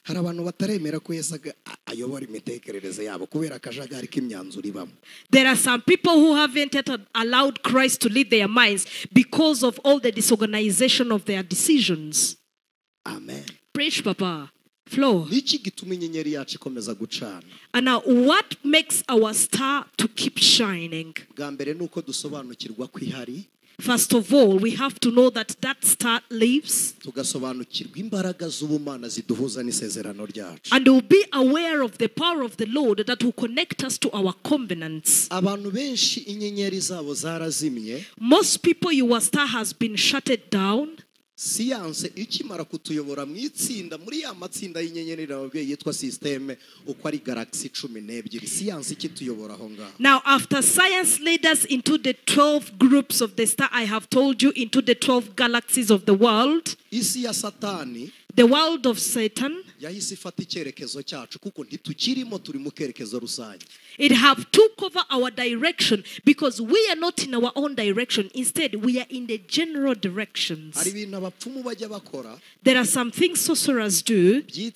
babyita koza inyenyeri no kwatsa inyenyeri. It is called washing the star and lightening the star. Baravuga ngo ni kuwasha na kuosha nyota. It's called to wash and to lighten the star. Ako kantu urakumvise. You have heard that. Kugira ngo batse inyenyeri yabo. Now, for them to light their star, bamena amaraso y'ikinyabuzima icyerekezo cyacu kigatakarira mu rupfu uwari uriho adafite icyerekezo bakamuha inzira y'uwapfuye. now they will spill the blood of a living thing, and then your direction will be lost in the life of that living thing, and they will take somebody who does not have a direction and offer them your direction instead. muri ya mitekerereze tumaze iminsi tuganira. We are back into that mindset we've been talking about. Niyo mpamvu That's the reason why umuntu ajya kuraguza. somebody will go to witchcraft bakamubwira ngo tuguhaye iriya ntebe uzaba umuyobozi. and they will tell you, we give you that chair, you're going to be the leader. mutekereza umupfumu akuye hehe intebe yicazaho umuntu. iyo ntebe yicajeho umuntu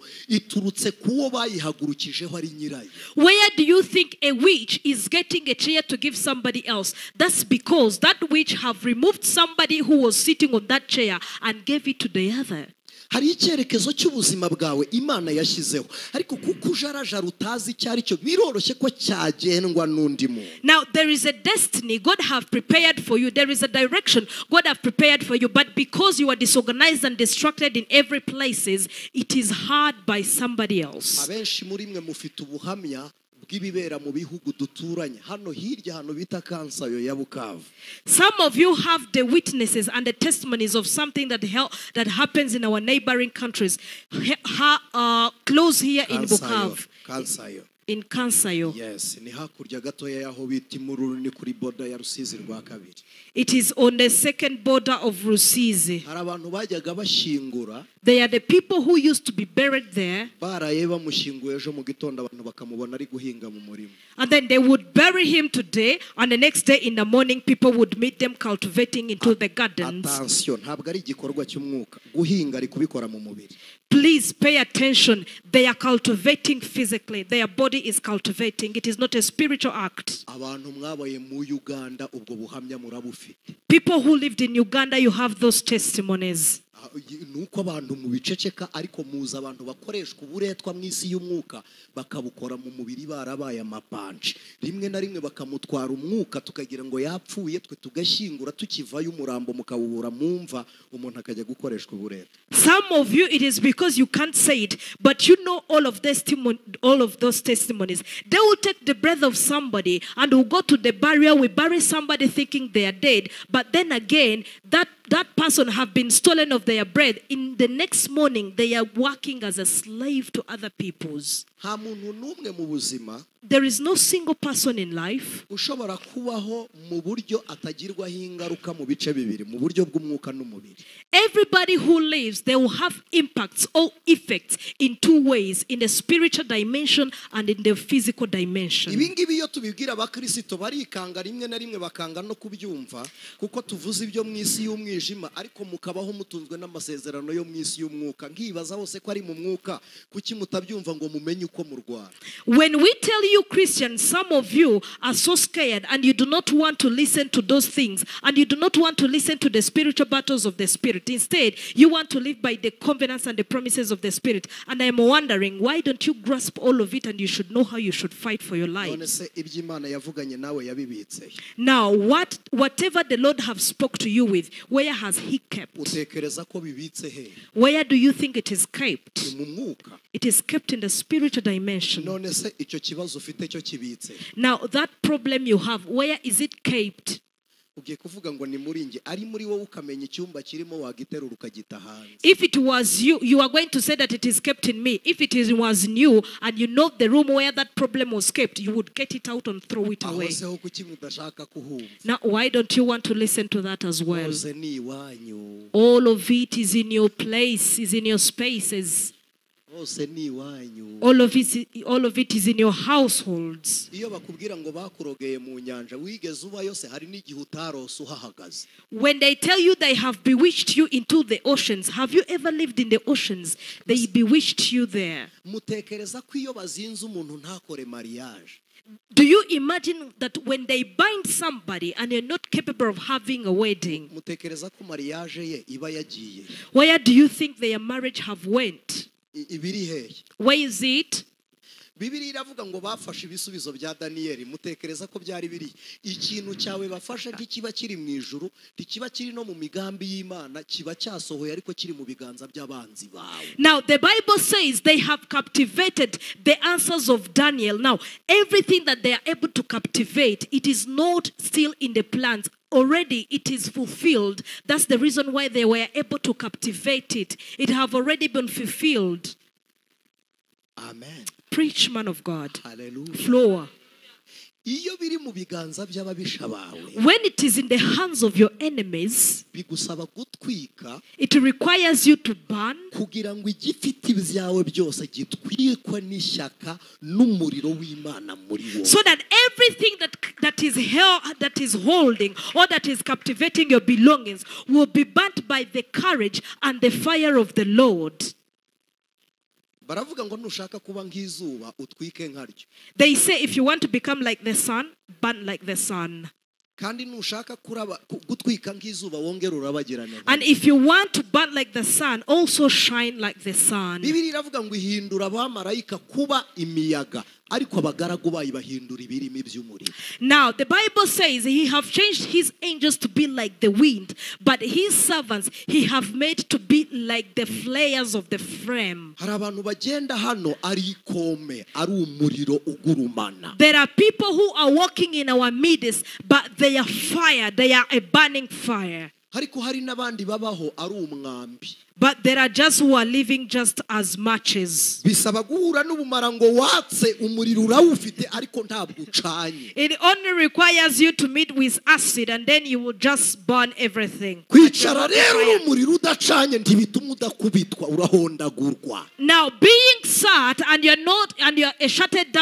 you're a shuttered down fire does not prevent you from being beaten. You are beaten. Umuriro udacanye wawufatisha intoki wawutamira wawutwara ushaka hose ariko umuriro ucanye. Now a cold fire could be held in the hands, could be held in anything, but a firing burn. Imana irashaka kuwaka. God wants you to fire, to be a burning fire. God wants you to be a burning fire. Niko Yesu yavuze muriruka. That's how Jesus said in Luke. Yaravuze ngo naje gukongeza umuriro mwisi. I have come to lighten up the good fire. None kumaze gufatwa ndacyashaka iki kintu. Now that you are burning, what else do I need? Nta gitambo Imana yari kwemera kidatwitswe. Now there is no single sacrifice God would have accepted instead of a burning sacrifice. It requires a burning fire.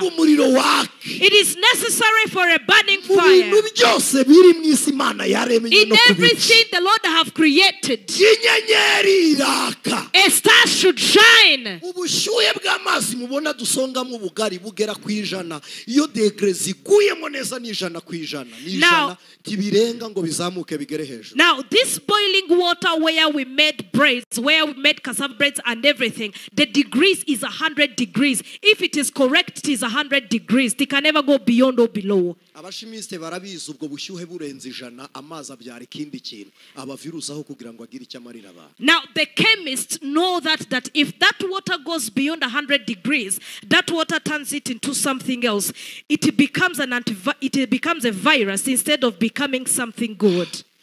Mu bantu bazi imibereho y'inyenyeri, inyenyeri iratwika kuruta umuriro wo mwitanura ryo kwa Nebukadineza. Amongst the people who knows the stars, a star will burn you more than the fire from Nebuchadnezzar's pit. Amen. Amen. Hallelujah. Amen. Hambere abasirikare bitoza. Before, when the soldiers were training, ikitari isasu nyasasu ni igiplastike barasa kigaturikira hafi y'umunwa kitanageze kure ni igiplastike nyine ntikiri bufata umuriro gihita gishongera hafa. Whatever they were using in those trainings was not bullets, real bullets. It was instead the plastic things that would burn close to their spaces. It would just go off there and it is off. Kugira ngo isasu ribisasu rirase rihamye mu kico nuko ryaka. But for a real bullet to become a bullet and it is going to be shot in something and capture something, it has to have fire. Turi muri aya masengesho. In these prayers, uyu mugoroba wa nona, this evening right now, umunsi wa karindwi, of the 7th day, ibintu byiteze icyerekezo cyawe, everything that have blocked your destination,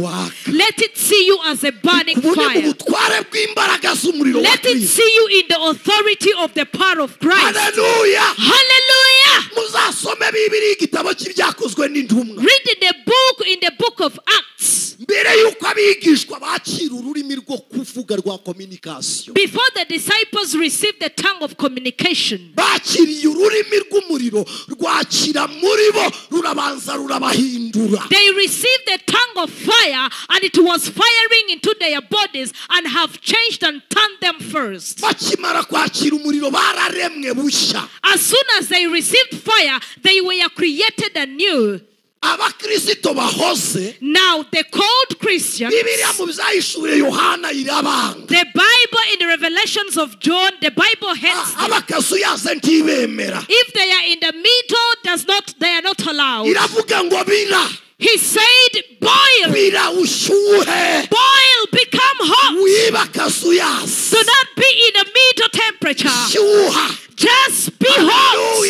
Hallelujah. Uburyo bwaranjoma. Now the arrangement way. Umuntu bashaka kurutsa mu buryo bwaranjoma bafata utuzi tuvanze n'akazuyaze bagashyiramo umunyu. Somebody they want to bring back or to vomit, they just give you room temperature water and you just vomit and get everything out. You know the room temperature water will not stay in your stomach, it will just come out. There are some people who have room temperature salvation, it is just in the middle. Akazuyaze umuntu ufite imbeho ntabwo kamutwika ahubwo iyo agakandagiye marasusuruka. Now somebody who are sinful, when they are sinful, and they step into the room temperature water, it doesn't burn them. They feel so comfortable. There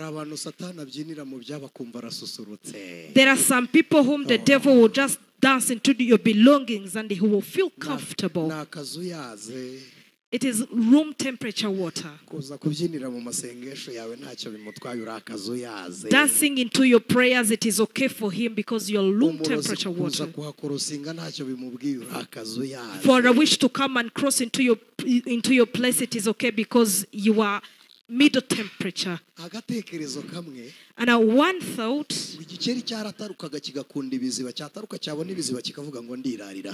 and then a toad would just jump, and when it meets the well water, it would just say, I'll stay here. One night, and then the frog jumped as usual, and it found the leftovers of hot beans an old lady had just cooked. It says this is the same as the other one I've been sleeping in. And then the frog jumped into the hot water and said, this is not the same water. Today, everything that have seek shelter into your space, into your direction, let it find their burning fire. Let it see unusual water. In your marriage, let it find burning water. In your business, let there be burning water. In your life, let there be burning fire. In your children, let there be burning. On your husband, let there be burning. Let it not be the unusual water. Hallelujah. Prophesy, man of God. Let it not be the usual water. Praise God. There are times when the prayer people will change their ways. And you will pray and you become a burning altar of fire. Praise God. dawa ya moto ni dawa. Now, a Congolese have said the solution of fire is Dawa ya fire. moto ni moto. Now, the solution of fire is fire. Umuti w'umuriro ni umuriro. The solution of fire is fire. Hari ibintu bimaze iminsi bikwakana. There are some things that have been burning into Kugira you. ngo bizimye biragusaba kwaka. Now, for you to shut it down, it requires you to burn even more. Hari abantu batumva iyo phenomenon. And there are some people don't understand that phenomena. Ubusanzwe inkongi y'umuriro iyo ari nini umuntu ajya kuzimya ishyamba. Normally, when there is too much fire in the forest, Ntabwo ujya aho umuriro uri kugurumana cyane, uraza ugatwika ahandi ku ruhande aho umuriro utaragera. Noneho aho utwitse haba horoshye kuhazimya kuko umuriro uba utaraba mwinshi, ukagenda uhazimya wa muriro mwinshi ugera hano ukabura aho wambukira kuko wahatwitse kare. now for the people who are usually into the burning forest, now when the forest is burning, you will just go to a place that isn't burned yet and will burn the same place, and then you begin and burning a piece by piece. When the fire that began had come and made the fire that you have made, it will lose a space to cross to go to burn other trees. Now it will stop there. I feel I can ask you to burn before the fire comes to you. Amen. Amen. Praise God. May God turn you into fire before the fire burns against you. Butwara direction, butwara icyerekezo cy'umuntu nicyo mwita karande. Icyerekezo cyawe kiba cyaragiye ukabaho mu buzima abandi bagennye kubaho kandi mu isi ya Satani. Now the first thing that will steal and shut down your star is what is called witchcraft. That is what you call yokeness. Now some people years ago, they have stolen your star and have bound it and have shut it down, and you're fighting against it. And what is so amazing,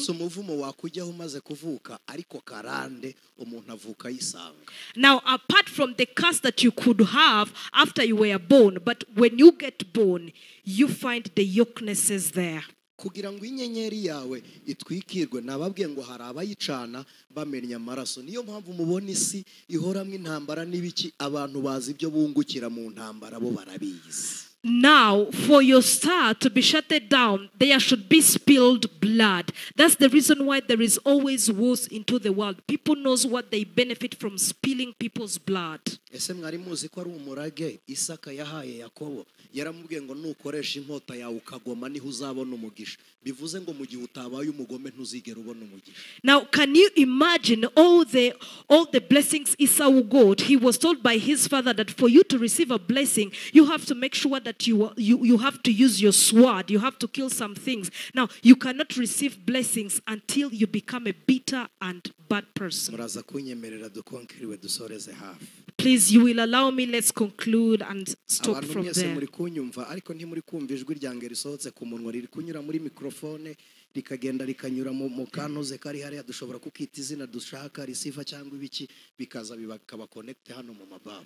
Now, most of you that are hearing to me, you are not hearing exactly my voice. It is a voice that is going through a microphone. The microphone is going through the speakers, and the speakers will bring back the voice to you. Ibintu byose mubona mu isi y'ikoranabuhanga bibaho no mu isi y'umwuka, nuko ikoranabuhanga tubirebesha amaso n'ubwenge bukabisobanukirwa, ariko n'uburyo bw'umwuka niko bikora. Now, everything you see in this world of technology, it also happens in the spiritual dimension.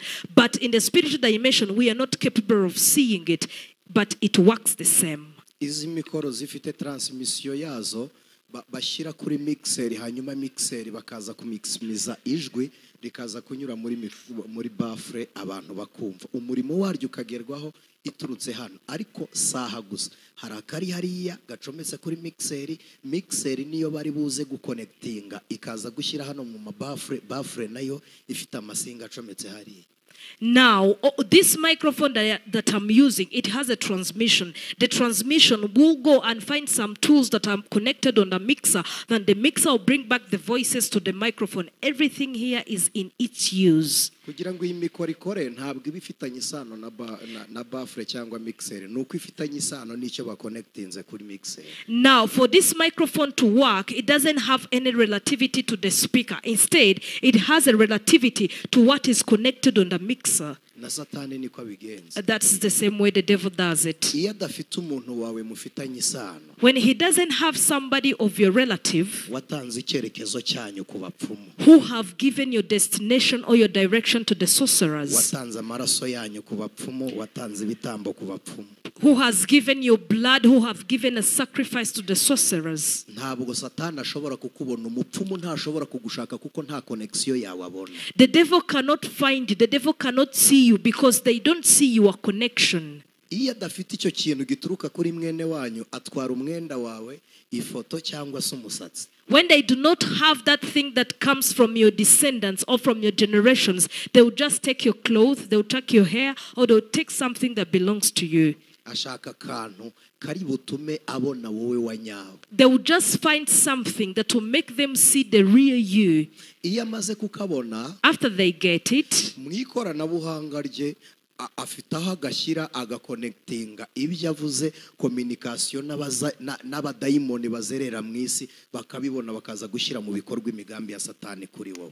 and then in his technology, he has a way he's going to connect whatever he says and the communication of the demons that is on the planet. Then that connection will go and it comes to where you are. Niyo mpamvu That's the reason why Kristo a Christian, ategetswe gusenya igisekuru kiwaba atakiretse cyangwa atakivuyemo atanacyanze.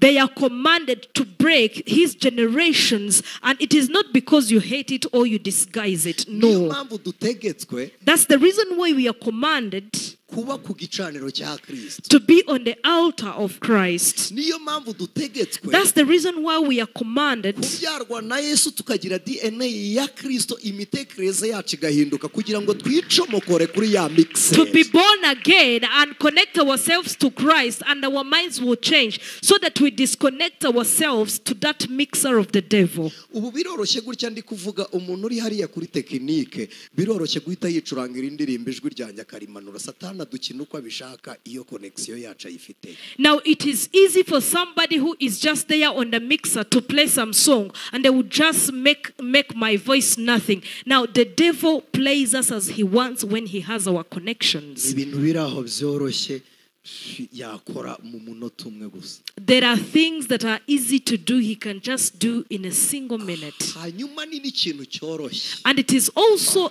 an easy thing ku muntu ucometse kuri Kristo Yesu. for somebody who is connected to Christ Jesus. Biroroshye ko ubuzima bwa Kristo Yesu. It is easy for the life of Christ. Biroroshye umuhanuzi guhanurira umuntu ucometse kuri Kristo ni nko kujya kuri mixeri ifite amajwi ameze neza akazamurijwe. Kukuzamura mu ndera biroroshye kuko uri connected na Kristo Yesu. And now for a prophet to prophesy to you or to connect you with the covenants of Christ, it is easy. It is the same way of going in a mixer, and they will just increase the voice for all of your things to come out. Hari umugabo witwa Yabesi. There is a man called Jabez. Yaravutse bamwita gahinda. When he was born, they called him Ariko sadness. agiye gusenga, But when he was about to pray, abwira Imana ngo imbago zanjye zigarukira ku izina rya data na mama, ariko wowe ndagusabye nyagurira imbago. he told the Lord that the Lord, my borders stops from the names of my mother and my father. But you, the Lord, I am asking you to expand my borders. Nyagurira imbago.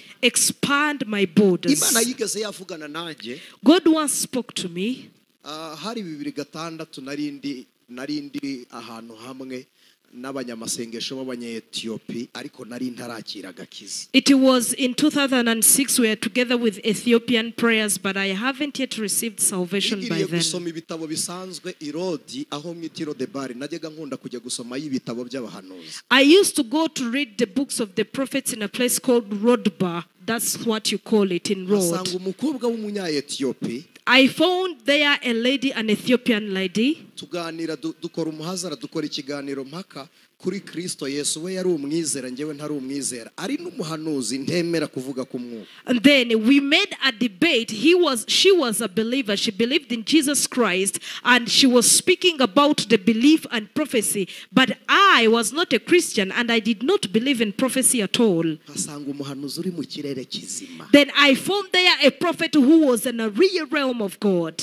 Arambwira ngo wowe Imana izagukoresha nuko wataye icyerekezo uzakoreramo. Then he told me that you, the Lord will use you. It is just that now you have left the direction you were supposed to work in. gihe mu mitekerereze yanjye nari nzi ko nkorera Imana kuko narayikoreye nagiye inshuro nyinshi ingendo ntagatifu cyo nakita ingendo ntagatifu ahantu hose Muhammad sallallahu alaihi wasallam yakandagiye narahageze numvaga narakoze ingendo ntagatifu ntacyo bintwaye nakoreye Imana. In my mind, I had thought that I had done all the work that I needed to do for the Lord, because every place where Muhammad and everything he has said had went, I had gone into the place, what we call the holy travels, the holy trips. Hari ituro bitaga swadaka tumujariya ni ituro bavuga ngo ni igikorwa kitibagirana ni ikintu ukora kikaguma ku mutima w'Imana ntushake gushimwa n'umuntu gikoreye. Ibyo narabikoraga kumbwira ngo Imana izankoresha nuko ntari mu cyerekezo nyacyo sinabyumvaga. Ibi nabyo tubivuga biba kure y'imitekerereze y'abantu kuko umuntu usinziriye ntajya ganira n'umuntu uri maso. You know, there is also an offer in Islam that is called Swadaha Mujariya, that I had offered that offer. Then I had offered that offer. So for somebody to come and tell me that you haven't yet served the Lord, it was nonsense to me, because even though I was there, I thought I had done everything I could for the Lord. It is because that we are not in the same dimension. Karame. Umuntu usinziriye ntabwo ajya agirana ikiganiro n'umuntu uri maso. A person who is asleep can never have a conversation with somebody who is awake. It can never work. Ibintu byose umubwiye arakubwira ngo somebody you tell them, they'll just say yes. Nuko umuntu usinziriye amera. That's how somebody is asleep mu gihe is. cya none bameze n'abafana bibikoze ku mutima ariko bitagumyemo barafana gusa. That's the same way the Christians of nowadays are doing the same thing. They are just animating something. It is something that pleases their heart, but it is not something that is from the core root of their hearts. They are just animating. Iyo fanatism rero ya attracting abavuga butumwa babana twebwe tuzi gutandukanya amarangamutima y'abafana n'abakristo bumva ibyo bavuze. Now that fanatism is just for the children Christians, because us, we know how to differentiate the children Christians and the Christians who mean what they heard. Arambwira ngo icyerekezo cyawe waragitaye ambwira ijambo nkunda cyane aravuga ngo ari ku inyenyeri yawe iraka. He told me that you have left your destination, but he told me a word that I really admire so much, but he told me that your star is lightened. Kugira ngo ngaruke mu cyerekezo cyawe. Now for me to come back into my destination, byasabye ko Yesu ahindura n'imitekerereze. Hindura direction. Mva aho narebaga ndahareka ndeba aho Kristo avuze ngo reba hano. For me to come back into my direction, it required Jesus to change me. Then I turned my back to where I was going, and then I turned the direction and went into Christ's direction. Here there are some people who are doing what the Lord have created them to do. There are people who are walking in the ways the Lord have prepared that they should go. There are some people who are living in marriages and in the household the Lord have prepared them to be. They are in their directions. Now this kind of person, they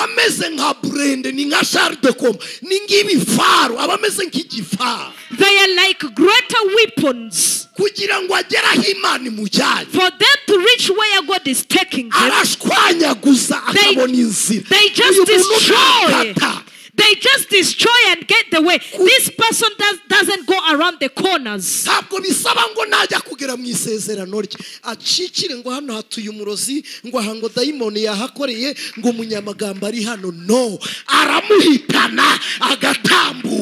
They just don't go. If they want to achieve their confidence or to reach into their promises, they do not go behind the corner and say, I'll go besides of this sorcerer, I'll go besides this witch. No, they will destroy and pursue. Hallelujah.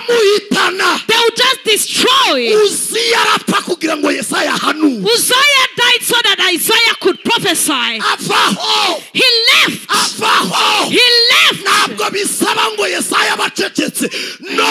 It doesn't require Isaiah to keep quiet. Isaiah will stop. Uzziah will die. Hallelujah.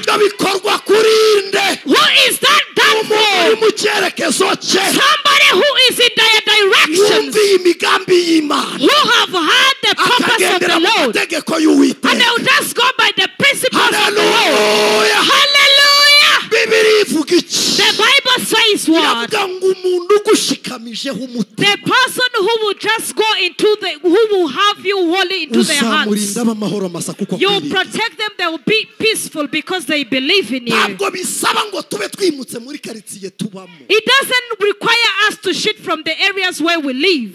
Bisaba ngo Imana ibihinduye generation. It doesn't require God to change the generations.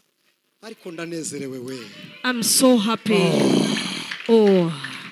Ibintu biraho ngaho. The things that are just there, Imana irabikubita ikabona inzira. God will just destroy it and find the way. Ntabwo biteye ubwoba Abisirayeli kugera ku nyanja itukura nta nzira ihari. Imana irabizi ko bari mu kerekezo kiri mu nzira yayo. It doesn't scare the wilderness to be scared that on the way they won't find the way, because God knows that in the direction where they are, there is a way. Hari inzira utari kureba ariko ikerekezo nicyo. There is a way you are not seeing, but that is the direction. Ndiki kindi se Bibiliya iravuga ngo kwitonda ukarindira byemeza umutware. Wowe tu itonde ugume mu kerekezo nubwo inzira itari kuboneka ariko uguma. You just stay there, stay on the course, even though there is no way you are seeing in your sight, but stay there and be patient because that's where the way is. Amen. Amen. Amen. Amen. Bisaba iki se? What does it require? Kugira ngo ibyo bibe mwagize ngo bisaba iki? Now, for all of that to happen, what do you think requires? Reka dushimire Imana kubw'umushumba wacu. Let's thank the Lord for our shepherd. Imana ihabwe icyubahiro. May God bless you. Mwagize ngo bisaba iki? What do you think it Kugira requires? ngo Imana icogoza amagara ari inyuma yawe uri mu kerekezo cyawe wagize ngo birasaba iki? Now, for God to destroy all the enemies and all the cars that are coming after you, what do you think it requires? Maze irabahindukirira irabitegereza bacikamwe igikuba irongera irabahindukirire kure inziga ku magare yabo yarengeraga Abisiraheli wabakuye mu maboko ya Farawo wabambukije ya nyanja itukura kuko uhereye kera uri Imana itaneshwa turakwemera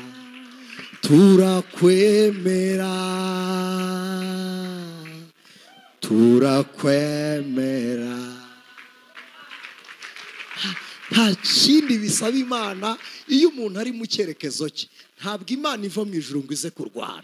When somebody is in their direction, it doesn't require God to come from heaven and fight. No. Irakubwira ngo aho ni iwawe hahindure. God will just tell you that that is your way. Just change it as you like. Yabwiye Mose ngo gabanya akavuyo genda ubabwire bakomeze bagende. God told Moses that tell them just to not be distracted. Just tell them to stay on the course and go. Ibintu ndi kwinjiramo muri iyi minsi 7 nshobora kubibwira umuntu wo mwisi garagara akumva ni mucanganyiko tu ariko ngewe namaze gutraverse naragiye kera naragiye. I have seen that I'm stepping in, that I'm entering into these 7 days. People whom I may tell, they may think that maybe I am confused, but I have crossed. I am already into my covenants. Ninde wababeshyese wicara imbere ya mwarimu akakwigisha inyuguti akakwigisha ingombajwi ukazabihuza bikabyara igihekane yakwigisha umubare ukazabihuza bikabyara formule iminsi mike cyane ukahakura ubuhanga ari mwarimu. Noneho niba mfashe umubare nundi nkabihuza bikabyara formule ngafata inyuguti n'ingombajwi nkabihuza bikabyara igihekane, muratekereza iminsi 7 nakicara imbere y'Imana nkava nta kintu kivutse mu magambo no tubishoboka. Then let me tell you, you will sit in front of the teacher will teach you how to put a letter to another letter and it bears a word, and then you will learn a word by another word and then a number to another number, and you will get a formula. Then who have lied to you that I would sit in front of the Lord for 7 days and get nothing? Umuntu wasubiye mu cyerekezo cye, somebody who went back into the directions, ntabwo agendera mu cyerekezo cy'umuryango we iyo udakizwa, ahubwo umuryango wawe uraza ukikonekta kuri wowe ukawubera icyerekezo. They just don't go into the direction of their generation who are not saved. Instead, their generation will come and fall into their direction because you are on course and you are with Christ. Sagira ngo mugarure imitima dusenge. I want you to bring back your heart so we can pray. Urasabwa kugaruka mu cyerekezo cyawe, inyenyeri yawe ikakuyobora. Kura amaso kuri Herode, inyenyeri iracyacanye. You are required to bring back your eyes on Christ so that you will stay on course and be in your direction. Remove your eyes from Herod, the star is still shining. You know, the star does not only shine, it also burns. Twigeze twajya gusengera ahantu turi gusenga, Imana itubwira umurozi ko yashize abadayimoni mu nka, turazigenda tuzenguruka ikiraro, abadayimoni basohoka mu nka baragenda bakubita umurozi w'abarozi. Juste gutwika kw'abantu b'Imana bisenya ubutware bwo mu isi y'umwijima. Then we once prayed somewhere and God told us that the witch have sent his demons into the cows. We went and circled the cows. We prayed. The demons got out of the cows and went back to beat the sorcerer who have sent them. Now the prayers of the Christians will burn all the evil plans of the devil. Ese murabizi ko umuntu ashobora gucana munsi y'inzu hagashyuha inzu kandi umuriro utari mu nzu? Did you know that somebody would just put up the fire under the house and the house would just burn and feel hot while the fire is not inside the house? Instead, it is under the house. Ese murabizi ko umuntu atwika none umuriro ugahinguka ugakubita ku rubyaro, ugahinguka umwuzukuru kaka, ugahinguka umwuzukuruza kaka, Satani kazajya gukoraho isanga ari umuriro. Now, did you know that somebody would burn some fire right now and the fire will go through to the child will pass through the fire to the grandchild will pass through the fire to the grandchild, and the fire will go through to the generations, and when the devil wants to touch, he will burn. Ikintu cya nyuma gituma umuntu agaruka mu cyerekezo cye n'amasengesho gusenga. Now the last thing that will bring somebody into their directions, they are prayers, the prayers. Kandi n'amasengesho atagira impamvu mu buzima bwawe. And there is no prayers that are in vain in your life. Ariko yo gusabana n'Imana, apana yo gusaba ibyifuzo, apana yandi yo kubwira Imana ibibazo mufite, ayo ntabwo ari amasengesho. No gutabaza muba mwagiye kwereka Imana makuba mufite. Ariko hari n'amasengesho ya communication n'Imana, ujya imbere y'Imana ukatsa umuriro ukenyegeza ukajya uvuga ngo Mana urera. Ayo masengesho atarimwe ibibazo, atarimwe ibyifuzo, aragenda akagukonekta n'Imana agahindura ubwiza bwawe. Isi y'umwijima igufitira kubura, ifoto irabura, umusatsi urabura, karande irakubura, uragenda ukidisconnectinga ku badayimoni bakakubura kandi hari kukuhinduka ikiremwa gishya kubw'amasengesho. I don't mean the prayers of going before God and asking for something and praying and asking God to come and help you, because those are the prayers of asking God. Instead, I mean the prayers of having an intimacy with God, the prayers of praise and worship to the Lord. Those are the prayers that will go through the yokeness and break everything. Those are the prayers that will go into the witchcraft that have witchcrafted you and break everything. Those are the prayers that are going to break the walls and make you a burning fire. We are blessed to be with our shepherd. Shepherd, we ask you to bless us. God bless you. Ijwi ry'umukanguzi.